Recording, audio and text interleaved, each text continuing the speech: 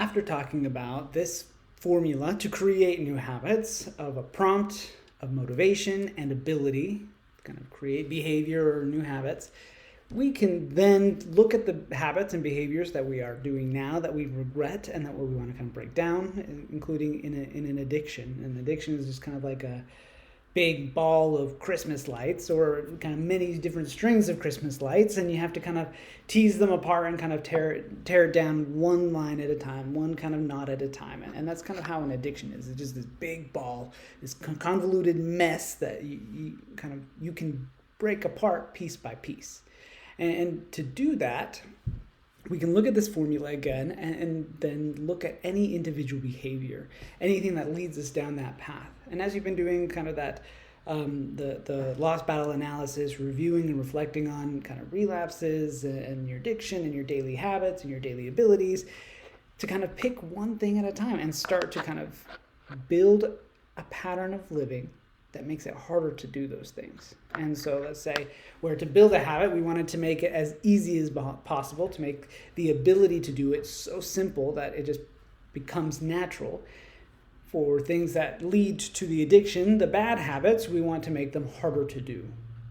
And so if it's looking at pornography, it's like, well, putting a filter won't fix it all, right? But it makes it a little bit harder to find, a little bit harder to get to, and you kind of have to get it around about. So that gives you a little bit more space to then make the choice to not, right? So you make it a little bit harder.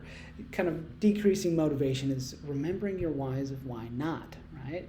To remember and to kind of reflect on the goals and visions and things you want to build, kind of working towards those things, sacrificing for those things will incrementally make the desire and your motivation to engage in that less and less and less.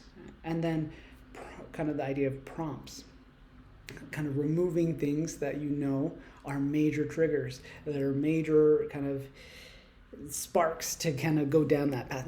Now we can't control all triggers. We can't manage all the things. There's some things that are just going to happen, that are going to come into your life, that are going to come into your brain, but there are some obvious ones that we can control.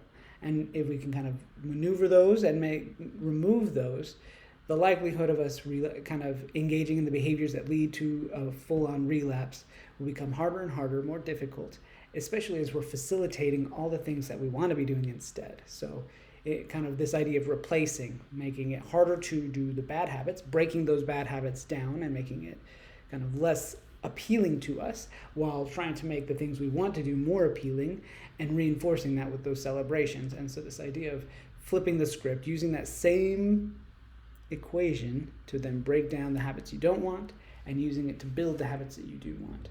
Take time today to kind of reflect on some of those things you really need to stop doing that lead you to a relapse, those early on things when you start to get a little bit off, or things that set you off a little bit, and start finding ways to just break it down piece by piece, kind of writing out a plan. Like, this is how I can kind of make these a little bit harder.